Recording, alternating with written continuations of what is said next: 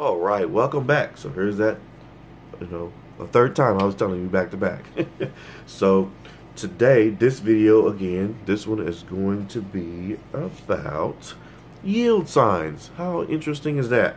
So yield signs, okay, and I had a couple of questions about that. So first I want to talk about yield signs, okay. Your job is to yield at a stop sign. Okay, and I had a couple of questions about, do you have to stop at a yield sign? Okay, that will be if the conditions allow it. Meaning, like, if you're have 3 lanes of traffic and the light is green and everybody is going through the light, on your side it's green, and then you get to the yield sign, it's just slow down a little bit, but your light's green so you can keep going. Okay, but again, you have to think beyond common sense, because some people, when the light is green and there is no cars coming, okay, but you're that only car and you're going to make a turn, some people from the other side, they tend to go ahead and make that turn through the light as you're going to make a yield turn, as you're coming to the yield sign. And my best advice to you would be to just, to respect that. If they've already made that turn, then yeah. But I could see you fighting it, if your light's green, you don't really have to stop. I mean, but I would just suggest just kind of slowing down a little bit and then going. But the only time you need to stop at a yield sign is if the conditions allow, meaning, like when your light was green, now all the lights for your 3 lanes are red. Okay, so that means the traffic has to stop. So if you're going to make a right turn and you come to a yield sign, preferably you're probably going to have to stop if there's traffic coming. Okay, that's if the conditions allow. But if there's no traffic coming, then obviously you don't have to worry about that. Just keep on going. The yield sign is not a stop sign. The yield sign is what it is. It's just for you to slow down, pay attention, look around, see what's going on. We're going to get in that too. When you drive, you have to pay attention to signs. That's going to keep you safe. That's going to keep you from having an accident. Most people don't read signs, but you should read them. Okay. Oh, that was a question. Do you have to stop at a yield sign? The question is no. It's only if the conditions allow. But if you feel that you need to stop, then stop. Most times I'll tell everybody, if you're in doubt, then obviously the problem is there.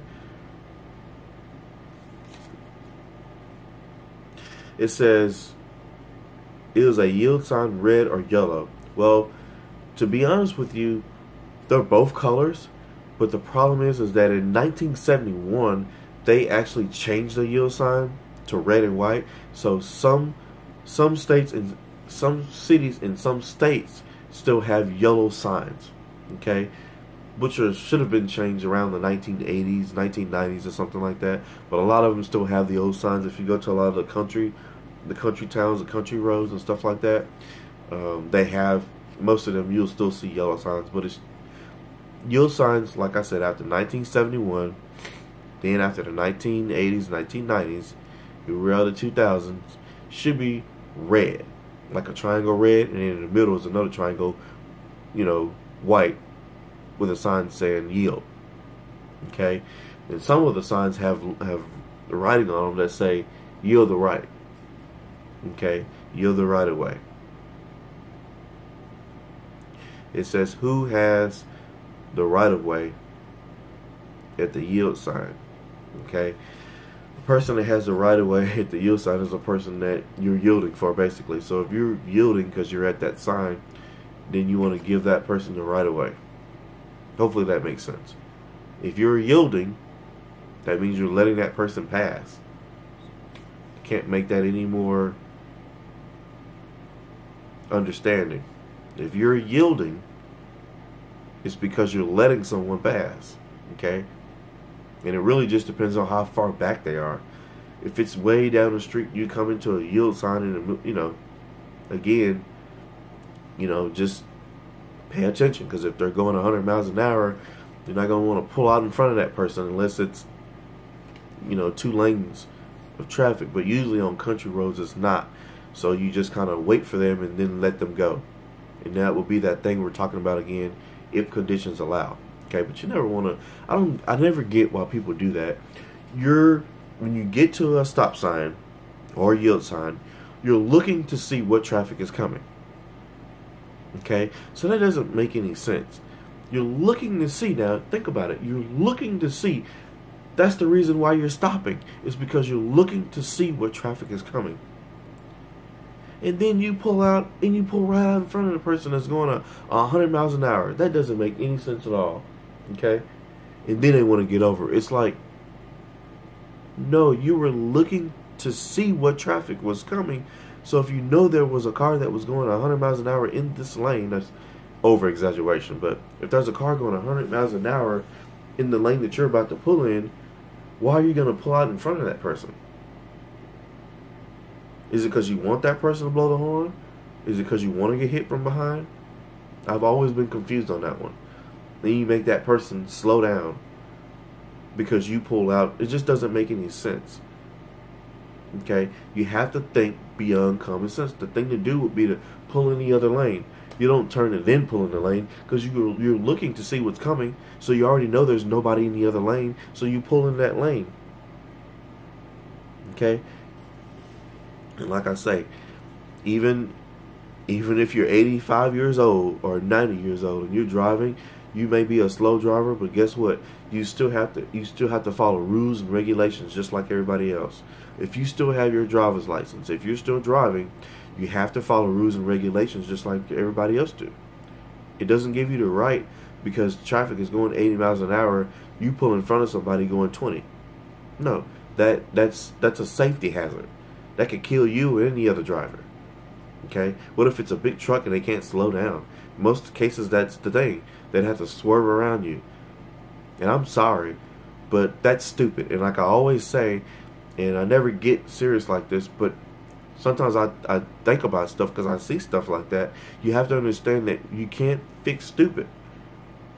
You know, if you're looking to see now, if you're looking to see what's coming, and you still decide, okay, well, I'm not going to wait, I'm going to pull in front of that person instead of pulling in an empty lane, then you deserve to get hit. Because that's stupid. People don't think. I think they're just driving. You have to be mentally prepared to drive like I've mentioned in the other videos. Or you're going to get killed, or you're going to get somebody else killed or seriously injured. Okay, I had one question that's kind of off the record. It says, and I tried to group these as much as possible, but it says, does the do not pass mean you can't pass at all? No. Do not pass is for, it's only one lane of traffic, like one lane going this way, one lane going that way. The do not pass sign is telling you, it's more of a warning, basically. It's telling you don't pass the other driver, don't go over the yellow line and pass the other driver, because either there's a curve, there's a hill that you can't see, it's a dangerous condition.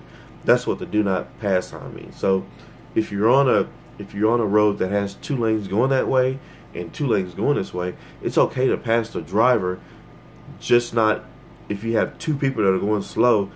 That means you can't go around them into the yellow lane, cross the yellow lines to get around them. That's what that's saying. But if you got two lanes this way and two lanes that way, you got a driver here that's slow, you can go around them. Totally okay. But if it's one lane this way and one lane that way, then no, you can't pass. You're just going to have to wait. If they're going 20 miles an hour, Lord help us, you probably can take a nap and catch back up with them. But if they're going 20 miles an hour, you're just going to have to sit there until it says passing. Okay, but if it says do not pass, follow the instructions. You may be times where, like I tell you, our mind would do some weird things with us, but you always have to learn how to follow the rules, follow the regulations on the road, because it could be that time where you could say, okay, well, I've waited in the past 3 or 4 times every time I've done this, and nothing has come or nothing has happened.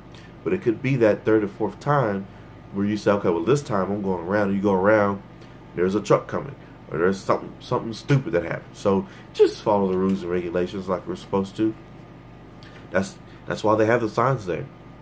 Because if you think about it, just think about it for a second. If you decide, well, I'm going to go ahead, I'm going to do what I want to do, well, then if you have that accident and then they realize it and they go back and look, well, you didn't follow the rules of the road, then you're liable. Okay, so again, leave questions and concerns again at Life Advantage Now. Andre Caraway at lifeadvantagenow.com. Leave me your questions and comments, and won't hold you too long. But I will see you in the near future. Have a nice one.